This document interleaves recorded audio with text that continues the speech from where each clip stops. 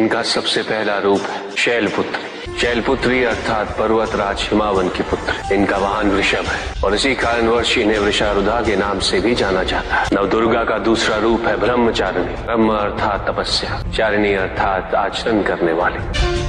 ये रूप उस ज्ञान व आचरण का प्रतीक है जिसके माध्यम से इन्होंने मुझे अपने पति के रूप में प्राप्त किया। नवदुर्गा का तीसरा रूप है चंद्रघंटा। मस्तक पे घंटे के आकार में आधा चंद्र। ये रूप अत्यंत शांतिदायक कल्याणकारी है। विभिन्न प्रकार के अस्त्र और शस्त्र इनकी 8 भुजाओं में सुसज्जित है। इनका तीसरा नेत्र सदैव खुला रहता है। चंद्रघंटा का वाहन सिंह है। ये युद्ध करने हेतु सदैव तत्पर रहती है। इनकी आराधना करने से निर्भीकता और वीरता के साथ ही सौम्यता और विनम्रता का विकास निश्चित है। ये जो मृत्यु देती है वो सुख कारक और निर्भय अवस्था में होती है। इनकी मंद मंद हंसी से संसार का जन्म संभव होता है। यह है नवदुर्गा का चौथा रूप जिसे कुष्मांडा के नाम से जाना जाता है। अष्टभुजा, शस्त्रधारिणी, व्याघ्रवाहिनी, हिरण्यवर्णा केवल यही है जो सूर्य के भीतर लोक में वास करती है। 10 दिशाएं इन्हीं से आलोकित है। जिनकी कृपा से मूर्ता भी ज्ञान सागर में परिवर्तित हो जाती है। वो है स्कंद माता अर्थात तुम्हारी माता। नवदुर्गा का 5वां रूप सिंह वाहिनी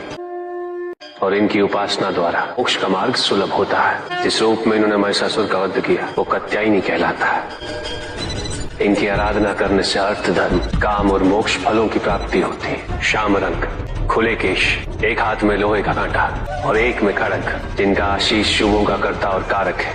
ये रूप कालरात्रि रूप कहलाता है। ये अंधकार का विनाश करती हैं। इनकी आराधना करने से असुरी शक्तियां भी भयभीत हो जाती हैं। श्वेत वर्ण, श्वेत वस्त्रों से सुसज्जित, चतुर्भुज, त्रिशूलधारी, कालवाद्य धारण करने वाली ये इस रूप में अपने उपासकों को अभयदान देती। ये इनका महागौरी रूप है। माँ दुर्गा का 9वां रूप सिद्धदात्री कहलाता है।